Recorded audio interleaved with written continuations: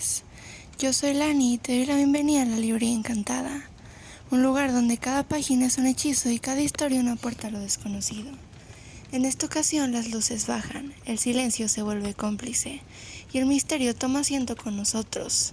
Aquí las palabras cobran vida entre deducciones brillantes y enigmas que esperan ser resueltos. Juntos viajaremos a calles antiguas, habitaciones cerradas y casos donde nada es lo que parece. Así que toma asiento o prepárate una bebida, porque hoy nos adentramos en las aventuras de Sherlock Holmes, un libro escrito por Arthur Conan Doyle. Capítulo 8. La banda de lunares. Al repasar mis notas de los 70 casos extraños en los que he estudiado durante los últimos 8 años los métodos de mi amigo Sherlock Holmes, encuentro muchos trágicos, algunos cómicos, un gran número de ellos simplemente extraños, pero ninguno común. Porque, trabajando como lo hacía más bien por amor a su arte que por la adquisición de riqueza, se negaba a asociarse con cualquier investigación que no tendiera a lo inusual, e incluso a lo fantástico. Sin embargo, de todos estos casos variados, no recuerdo ninguno que presentara características más singulares que el relacionado con la conocida familia de Surrey de los Roylotts de Stoke-Moran. Los hechos en cuestión ocurrieron en los primeros días de mi asociación con Holmes, cuando compartíamos habitaciones como solteros en Baker Street. Imposible que haya podido dejar constancia de ellos antes, pero en aquel momento se hizo una promesa de secreto, de la que solo me he librado durante el último mes por la prematura muerte de la dama a la que se hizo la promesa. Tal vez sea mejor que los hechos salgan ahora a la luz, porque tengo razones para saber que hay rumores generalizados sobre la muerte del doctor Grimsby Roylott, que tienden a hacer el del asunto aún más terrible que la verdad. Fue a principios de abril del año 1883, cuando me desperté una mañana y me encontré a Sherlock Holmes de pie, completamente vestido al lado de mi cama. Era un hombre que se levantaba tarde, por regla general, y como el reloj de la repisa de la chimenea me indicaba que solo eran las 7:15, parpadeé con cierta sorpresa, y tal vez con un poco de resentimiento, pues yo mismo era regular en mis hábitos. «Siento mucho haberle despertado, Watson», dijo, «pero es lo habitual esta mañana. La señora Hudson ha sido llamada, ha replicado sobre mí y yo sobre usted». «¿Qué es entonces? ¿Un incendio?» «No, un cliente. Parece que una joven ha llegado en un estado considerable de excitación, que insiste en verme. Ahora está esperando en el salón. Ahora bien, cuando las jóvenes deambulan por la metrópoli a estas horas de la mañana y sacan a la gente dormida de sus camas, supongo que es algo muy urgente lo que tienen que comunicar. Si resulta ser un caso interesante, estoy seguro de que querrá seguirlo desde el principio. Pensé, en todo caso, que debía llamarlo y darle la oportunidad. Mi querido amigo no me lo perdería por nada. No tenía mayor placer que el de seguir a Holmes en sus investigaciones profesionales y admirar las rápidas deducciones tan veloces como las intuiciones y, sin embargo, siempre fundadas en la base lógica, con las que desentrañaba los problemas que se le presentaban. Me vestí rápidamente y en pocos minutos estuve listo para acompañar a mi amigo al salón. Una señora vestida de negro y con un gran velo, que había estado sentada en la ventana, se levantó cuando entramos. «Buenos días, señora», dijo Holmes alegremente. «Me llamo Sherlock Holmes. Este es mi íntimo amigo y socio, el Dr. Watson, ante el cual puede usted hablar tan libremente como ante mí».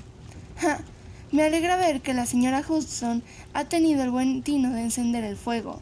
Le ruego que se acerque a él y le pediré una taza de café caliente, porque observo que está usted temblando». «No es el frío lo que me hace temblar», dijo la mujer en voz baja, cambiando de asiento como se le pidió. «¿Qué entonces?» «Es el miedo, señor Holmes, es el terror». Se levantó el velo mientras hablaba, y pudimos ver que, efectivamente, se encontraba en un lamentable estado de agitación, con el rostro demacrado y gris, y los ojos inquietos y asustados como los de un animal cazado. Sus rasgos y su figura eran los de una mujer de 30 años, pero su cabello estaba cubierto de canas prematuras y su expresión era cansada y demacrada. Sherlock Holmes la examinó con una de sus rápidas y comprensivas miradas. «No debe temer», dijo tranquilizador, inclinándose hacia adelante y dándole unas palmaditas en el antebrazo. «No me cabe duda de que pronto arreglaremos las cosas. Veo que has venido en tren esta mañana». «¿Me conoces entonces?» «No, pero observo la segunda mitad de un billete de vuelta en la palma de su guante izquierdo. Debe haber salido temprano y, sin embargo, tuvo un buen viaje en un carro de perro, por caminos pesados antes de llegar a la estación». La señora dio un violento respingo y miró perpleja a mi acompañante. «No hay ningún misterio, mi querida señora», dijo él sonriendo. «El brazo izquierdo de su chaqueta está salpicado de barro en no menos de 7 lugares. Las marcas son perfectamente recientes. No hay ningún vehículo salvo un carro de perros que arroje barro de esa manera, y solo cuando uno se sienta a la izquierda del conductor». «Sean cuales sean sus razones, tiene usted toda la razón», dijo ella. «Salí de casa antes de las 6, llegué a Latterhead a las 20 y pico, y llegué en el primer tren a Waterloo. Señor, no puedo soportar más esta tensión, me volveré loca si continúa. No tengo a nadie a quien recurrir, salvo a uno solo que se preocupa por mí, y él, pobrecito, puede ser de poca ayuda. He oído hablar de usted, señor Holmes. He oído hablar de usted por la señora Farintosh, a la que ayudó a la hora de su grave necesidad. Fue por ella a la que recibí su dirección. Oh, señor, ¿no cree usted que podría ayudarme a mí también y al menos arrojar un poco de luz a través de esa densa oscuridad que me rodea? Por el momento no puedo recompensarle por sus servicios, pero dentro de un mes o 6 semanas estaré casada, con el control de mis propios ingresos, y entonces por lo menos no me considerará usted desagradecida». Holmes se dirigió a su escritorio y abriéndolo sacó un pequeño cuaderno de notas que consultó. «Farintosh», dijo. «Ah, sí, recuerdo el caso. Se trataba de una tiara de opalo. Creo que fue antes de su época, Watson. Solo puedo decir, señora, que estaré encantado de dedicar a su caso el mismo cuidado que le dediqué al de su amiga. En cuanto a la recompensa, mi profesión es su propia recompensa, pero es usted libre de sufragar cualquier gasto que se me imponga, en el momento que más le convenga. Y ahora le ruego que nos exponga todo lo que pueda ayudarnos a formarnos una opinión sobre el asunto». «Ay», respondió nuestra visitante, «el horror mismo de mi situación radica en el hecho de que mis temores son tan vagos y mis sospechas dependen tan enteramente de pequeños puntos que podrían parecer triviales al otro, que incluso él, a quien todos los demás tengo derechos a buscar ayuda y consejo, considera todo lo que le digo al respecto como fantasías de una mujer nerviosa. Él no lo dice, pero yo puedo leerlo en sus respuestas tranquilizadoras y en sus ojos desviados. Pero he oído, señor Holmes, que usted puede ver profundamente la múltiple maldad del corazón humano. Puede aconsejarme cómo caminar en medio de los peligros que me rodean». «Soy toda atención, señora». «Me llamo Helen Storm y vivo con mi padrastro, que es el último superviviente de una de las familias sajonas más antiguas de Inglaterra, los Roylott de Stockmoran, en la frontera occidental de Surrey». Holmes asintió con la cabeza. «El nombre me resulta familiar», dijo. «La familia fue en su día una de las más ricas de Inglaterra, y en sus propiedades se extendían por las fronteras de Berkshire en el norte y Hampshire en el oeste. Sin embargo, en el siglo pasado, 4 herederos sucesivos tuvieron una disposición disoluta y derrochadora, y la ruina de la familia fue finalmente completada por un jugador en los días de la regencia. No quedó nada más que unos pocos acretes de tierra y una casa bicentenaria que está aplastada por una pesada hipoteca. El último terrateniente arrastró su existencia allí, viviendo la horrible vida de un indigente aristocrático, pero su único hijo, mi padrastro, viendo que debía adaptarse a las nuevas condiciones, obtuvo un adelanto por un pariente, que le permitió obtener un título de médico y se fue a Calcuta, donde por su habilidad profesional y su fuerza de carácter estableció una gran práctica. Sin embargo, en un ataque de ira provocado por algunos robos que se habían perpetrado en la casa, mató a golpes a su mayordomo nativo y se libró por poco de una condena a la pena capital. Así las cosas. Sufrió una larga condena en prisión y después regresó a Inglaterra como un hombre malhumorado y decepcionado. Cuando el doctor Roylott estaba en la India, se casó con mi madre, la señora Stoner, la joven viuda del mayor general Stoner, de la artillería de Bengala. Mi hermana Julia y yo éramos gemelas, y solo teníamos 2 años cuando mi madre se volvió a casar. Ella disponía de una considerable suma de dinero, no menos de 1,000 libras esterlinas al año, y la legó íntegramente al doctor Roylott, mientras residíamos con él, con la condición de que nos concediera una determinada suma anual a cada una en caso de que nos casáramos. Poco después de nuestro regreso a Inglaterra, mi madre falleció. Murió hace 8 años en un accidente ferroviario cerca de Crewe. El doctor Roylott abandonó entonces sus intentos de establecerse en la práctica en Londres y nos llevó a vivir con él en la vieja casa solariega de Stockmoran. El dinero que mi madre había dejado era suficiente para todas nuestras necesidades y no parecía haber ningún obstáculo para nuestra felicidad. Pero un terrible cambio se produjo en nuestro padrastro por aquel entonces. En lugar de hacer amigos e intercambiar visitas con nuestros vecinos, que al principio se habían alegrado mucho de ver a un Roylott de Stockmoran de vuelta en el antiguo asiento de la familia, se encerró en su casa y rara vez salía, salvo para entregarse a feroces peleas con quienquiera que se cruzara en su camino. La violencia de temperamento cercana a la manía ha sido hereditaria en los hombres de la familia, y en el caso de mi padrastro se había intensificado, creo, por su larga residencia en los trópicos. Se produjeron una serie de vergonzosas peleas, 2 de las cuales terminaron en el juzgado de la policía, hasta que al final se convirtió en el terror del pueblo, y la gente volaba al acercarse a él, porque es un hombre de inmensa fuerza y absolutamente incontrolable en su ira. La semana pasada arrojó al herrero local por encima de un parapeto a un arroyo, y solo gracias al pago de todo el dinero que puede reunir puede evitar otra denuncia pública.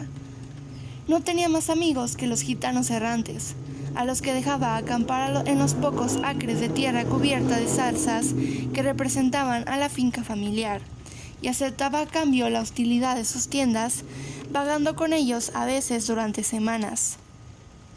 También le apasionan los animales indios, que le envían a un corresponsal, y en este momento tiene un guepardo y un bovino que vagan libremente por sus terrenos y son temidos por sus aldeanos casi tanto como su amo. Por lo que digo, pueden imaginarse que mi pobre hermana Julia y yo no tuvimos grandes placeres en nuestras vidas. Ningún sirviente se quedaba con nosotros, y durante mucho tiempo hicimos todo el trabajo de la casa. Ella no tenía más que 30 años en el momento de su muerte, y sin embargo su pelo ya había empezado a blanquear, como el mío. ¿Su hermana está muerta entonces? Murió hace apenas 2 años, y es de su muerte de lo que quiero hablarte. Comprenderá que, viviendo la vida que le he descrito, era poco probable que viéramos a alguien en nuestra edad y posición. Sin embargo, teníamos una tía, la hermana de la soltera de mi madre, la señora Honoria Westphal, que vive cerca de Harrow, y de vez en cuando se nos permitía hacer breves visitas a la casa de esta señora. Julia fue allí en Navidad, hace 2 años, y conoció a un mayor de marines con media paga, con el que se comprometió. Mi padrastro se enteró del compromiso cuando mi hermana regresó y nos puso una objeción al matrimonio. Pero a los 15 días de la fecha fijada para la boda, se produjo el terrible suceso que me ha privado de mi única compañera. Sherlock Holmes había estado recostado en su silla, con los ojos cerrados y la cabeza hundida en un cojín, pero ahora entreabrió los párpados y miró a su visitante. Le ruego que sea precisa en cuanto a los detalles, dijo. Es fácil para mí serlo, ya que todos los acontecimientos de aquella espantosa época han estado grabados en mi memoria. La casa solariega es, como ya le he dicho, muy antigua, y solo un ala está ahora habitada. Las habitaciones de esta ala se encuentran en la planta baja, mientras que los salones están en el bloque central de los edificios. De estos dormitorios, el primero es el del Dr. Roylott, el segundo es el de mi hermana y el tercero el mío. No hay comunicación entre ellos, pero todos dan al mismo pasillo.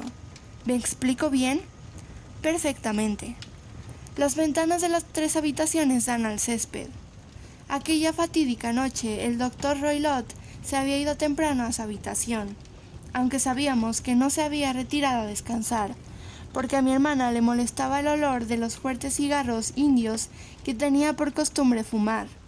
Por lo tanto, salió de su habitación y entró en la mía, donde se sentó durante algún tiempo, charlando sobre su próxima boda.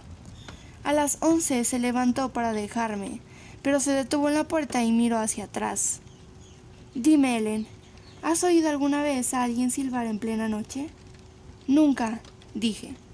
Supongo que tú misma no podías silbar mientras duermes. Ciertamente no, pero ¿por qué? Porque durante las últimas noches siempre he escuchado, alrededor de las 3 de la mañana, un silbido bajo y claro. Tengo un sueño ligero y me ha despertado. No puedo decir de dónde viene. Tal vez de la habitación de al lado, tal vez del césped. Pensé en preguntarle si lo había oído. No, no lo he oído. Deben ser esos miserables gitanos de la plantación. Muy probablemente. Y sin embargo, sí fue el césped. Me preguntó si no lo oíste también. Ah, pero yo duermo más que tú. Bueno, no tiene mayor importancia en todo caso. Me devolvió la sonrisa, cerró la puerta y unos instantes después oí cómo giraba su llave en la cerradura. En efecto, dijo Holmes. ¿Tenían siempre la costumbre de encerrarse en la noche? Siempre. ¿Y por qué? Creo que le mencioné que el doctor tenía un guepardo y un baubino. No teníamos sensación de seguridad si no teníamos las puertas cerradas. Así es. Por favor, continúe con su declaración. No pude dormir esa noche. Una vaga sensación de desgracia inminente me impresionó. Mi hermana y yo, como recordará, éramos gemelas, y ya sabe los sutiles que son los lazos que unen a 2 almas tan estrechamente relacionadas. Era una noche salvaje, el viento aullaba afuera, y la lluvia golpeaba y salpicaba las ventanas. De repente, en medio del alboroto del vendaval, estalló un grito salvaje de una mujer aterrorizada. Supe que era la voz de mi hermana. Salté de la cama, me envolví en un chal y salí corriendo al pasillo. Al abrir la puerta, me pareció oír un silbido bajo, como el descrito por mi hermana, y unos instantes después un ruido metálico como si se hubiera caído una mesa de metal. Mientras corría por el pasillo, la puerta de mi hermana estaba cerrada y giraba lentamente sobre sus goznes. La miré con horror, sin saber lo que iba a salir de ella. A la luz de la lámpara del pasillo, vi a mi hermana aparecer en la puerta, con el rostro pálido de terror, las manos buscando ayuda a tiendas y toda figura balanceándose de un lado al otro como la de un borracho. Corrí hacia ella y la abracé, pero en ese momento sus rodillas parecieron ceder y cayó al suelo. Se retorcía como quien sufre de un terrible dolor, y sus miembros estaban terriblemente convulsionados. Al principio pensé que no me había reconocido, pero cuando me incliné sobre ella, gritó de repente con una voz que nunca olvidaré. ¡Oh, Dios mío, Helen! Era la banda moteada. Hubo más que le hubiera gustado decir, y apuntó con el dedo al aire en dirección a la habitación del médico. Pero una nueva convulsión se apoderó de ella, y ahogó sus palabras. Salí corriendo, llamando en voz alta a mi padrastro, y me lo encontré saliendo a toda prisa de su habitación en bata. Cuando llegó al lado de mi hermana, estaba inconsciente, y aunque le echó brandy en la garganta y mandó a pedir ayuda médica al pueblo, todos los esfuerzos fueron inútiles, pues hundió lentamente y murió sin haber recuperado la conciencia. Tal fue el espantoso final de mi querida hermana. «Un momento», dijo Holmes. «¿Está usted segura de este silbido y sonido metálico? ¿Podría jurarlo?» Eso fue lo que me preguntó el forense del condado en la investigación. Tengo la firme impresión de que lo oí, y sin embargo, entre el estruendo del vendaval y el crujido de una casa vieja, es posible que me haya engañado. ¿Estaba su hermana vestida? No, estaba en camisón. En su mano derecha se encontró el trozo carbonizado de una cerilla, y en la izquierda una caja de cerillas, lo que demuestra que había encendido una luz y mirado a su alrededor cuando se produjo la alarma. Eso es importante. ¿Y a qué conclusiones llegó el forense? Investigó el caso con mucho cuidado, ya que la conducta del Dr. Roylott era notoria en el condado desde hacía tiempo, pero no pudo encontrar ninguna causa convincente de la muerte. Mis pruebas demostraron que la puerta había sido cerrada por el lado interior, y que las ventanas estaban bloqueadas por postigos anticuados con anchas barras de hierro, que se aseguraban todas las noches. Las paredes fueron cuidadosamente sondeadas y se demostró que eran bastante sólidas en su totalidad, y el suelo también fue examinado a fondo, con el mismo resultado. La chimenea es ancha, pero está enrejada por 4 grandes grapas. Por lo tanto, es seguro que mi hermana estaba completamente sola cuando encontró su fin. Además, no había marcas de violencia en ella. ¿Y el veneno? Los médicos la examinaron en busca de él, pero sin éxito. ¿Cree usted que murió esa desafortunada dama entonces? Creo que murió de puro miedo y shock nervioso, aunque no puedo imaginar qué fue lo que la asustó. ¿Había gitanos en plantación en ese momento? Sí, casi siempre hay algunos allí. Ah, ¿y qué dedujo de esa alusión a una banda moteada? A veces he pensado que no era más que una charla salvaje de delirio. A veces que puede haberse referido a alguna banda de personas, tal vez a estos mismos gitanos de la plantación. No sé si los pañuelos manchados que tantos de ellos llevaban sobre la cabeza podrían haber sugerido del extraño adjetivo que utilizó. Holmes sacudió la cabeza como un hombre que está lejos de sentirse satisfecho. «Estas son aguas muy profundas», dijo. Le ruego que continúe con su relato. Han pasado 2 años desde entonces, y mi vida ha sido hasta hace poco más solitaria que nunca. Hace un mes, sin embargo, un querido amigo al que conozco desde hace muchos años me ha hecho el honor de pedir mi mano en matrimonio. Su nombre es Armitage Percy Armitage, el segundo hijo del señor Armitage, de Crane Water, cerca de Reading. Mi padrastro no se ha puesto a la boda, y nos casaremos en el transcurso de la primavera. Hace 2 días iniciaron unas reparaciones en el ala oeste del edificio, y la pared de mi dormitorio ha sido perforada, de modo que he tenido que trasladarme a la habitación en la que murió mi hermana, y dormir en la misma cama en la que ella dormía. Imagínese, pues, el terror que sentí cuando anoche, mientras estaba despierta, pensando en su terrible destino, oí de repente, en el silencio de la noche, el bajo silbido que había sido heraldo de su propia muerte. Me levanté de golpe y encendí la lámpara, pero no se veía nada en la habitación. Sin embargo, estaba demasiado agitada para volver a la cama, así que me vestí y en cuanto se hizo de día, bajé, cogí un carro de perro en la posada de Crown, que está enfrente, y me dirigí a Leatherhead, desde donde ha venido esta mañana con el único objetivo de verle y pedirle un consejo. «Has hecho bien», dijo mi amigo. «¿Pero me lo has contado todo?» «Sí, todo». «Señorita Roylott no lo ha hecho. Está protegiendo a su padrastro». «¿Por qué? ¿Qué quiere decir?» Como respuesta, Holmes apartó el volante de encaje negro que bordeaba la mano que yacía sobre las rodillas de nuestra visitante. 5 pequeñas manchas lívidas, las marcas de 4 dedos y un pulgar, estaban impresas en la blanca muñeca. «Ha sido usted cruelmente utilizada», dijo Holmes. La dama se coloreó profundamente y se cubrió la muñeca herida. «Es un hombre duro», dijo, «y quizás apenas conozca su propia fuerza». Hubo un largo silencio durante el cual Holmes apoyó la barbilla en las manos y miró fijamente al fuego crepitante. «Esto es un asunto muy profundo», dijo al fin. «Hay miles de detalles que no desearía conocer antes de decidir nuestro curso de acción. Sin embargo, no tenemos un momento que perder. Si fuéramos Stockmoran hoy, ¿sería posible que viéramos estas habitaciones sin que lo supiera tu padrastro? Resulta que ha hablado de venir hoy a la ciudad por un asunto muy importante. Es probable que esté fuera todo el día y que no haya nada que te moleste. Ahora tenemos una ama de llaves, pero es vieja y tonta, y podré quitarla del medio fácilmente». «Excelente. ¿No tienes aversión a este viaje, Watson?» «De ninguna manera». «Entonces iremos los dos. ¿Qué vas a hacer tú?»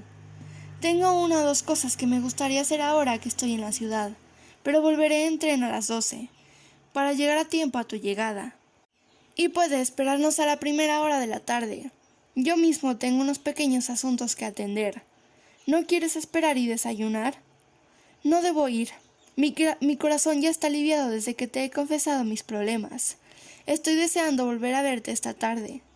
Dejó caer su grueso velo negro sobre su rostro y se deslizó fuera de la habitación. «¿Y qué piensa usted de todo esto, Watson?», preguntó Sherlock Holmes recostándose en su silla. «Me parece un asunto de lo más oscuro y siniestro. Bastante oscuro y siniestro. Sin embargo, si la señora tiene razón al decir que el suelo y las paredes son sólidos y que la puerta y la ventana de la chimenea son infranqueables, entonces su hermana debería estar indudablemente sola cuando encontró su misterioso final. ¿Qué es, entonces, de estos silbidos nocturnos y qué de las palabras tan peculiares de la moribunda? No puedo pensar.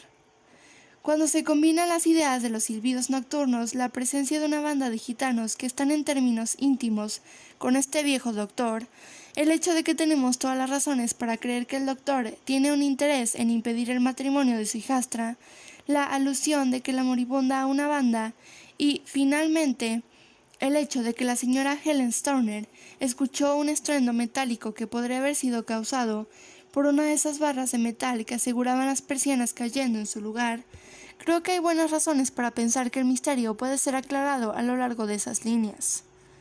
¿Pero qué hicieron los gitanos? No puedo imaginarlo. Veo muchas objeciones a cualquier teoría de este tipo. Y yo también. Es precisamente por esa razón que vamos a Stockmoran este día. Quiero ver si las objeciones son fatales o si pueden ser explicadas. Pero, en nombre del diablo. La exclamación había sido arrancada a mi acompañante por el hecho de que nuestra puerta se había abierto de golpe y que un hombre enorme se había enmarcado en la abertura. Su atuendo era una peculiar mezcla de lo profesional y lo agrícola, con un sombrero negro de copa, un largo guardapolvo y un par de polainas altas, con una cosecha de caza balanceándose en la mano. Era tan alto que su sombrero rozaba el travesaño de la puerta y su anchura parecía abarcarla de un lado al otro. Un gran rostro, abrasado por 1000 arrugas, quemado por el sol y marcado por todas las pasiones malignas, se volvía de uno a otro de nosotros, mientras que sus ojos profundos y llenos de bilis y su nariz alta y delgada y sin carne le daban un cierto parecido con una vieja y feroz ave de rapiña. «¿Quién es usted? ¿Quién de ustedes es Holmes?», preguntó esta aparición. «Mi nombre, señor, pero usted me lleva ventaja», dijo mi compañero en voz baja.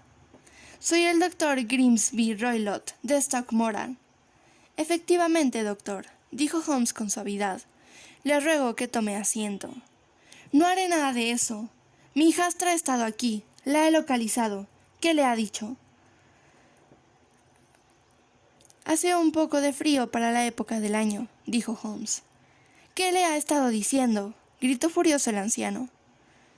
«Pero he oído que los azafranes prometen bien», continuó mi compañero imperturbablemente. «Ja, me has tomado el pelo, ¿verdad?», dijo nuestro nuevo visitante, dando un paso adelante y sacudiendo su cosecha de caza. «Te conozco, sinvergüenza. He oído hablar de ti antes. Eres Holmes, el entrometido». Mi amigo sonrió. «Holmes, el entrometido». Su sonrisa se amplió. Holmes, el chismoso de Scotland Yard. Holmes se rió con ganas. Su conversación es muy entretenida. Dijo, cuando salga cierre la puerta, porque hay una fuerte corriente de aire.